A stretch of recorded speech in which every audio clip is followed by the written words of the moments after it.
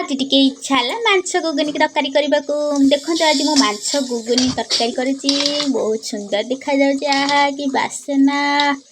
तापरे मो स्वामी कि बाढ़ी देली मत भी जोर से भोक लगे मुझे सांगे बसीगली।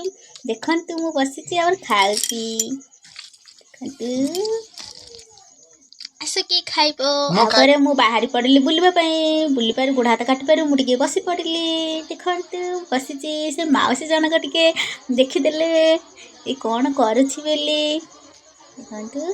तापर उठी आसलु आमे माने चलू भंजनगर बुलवा को।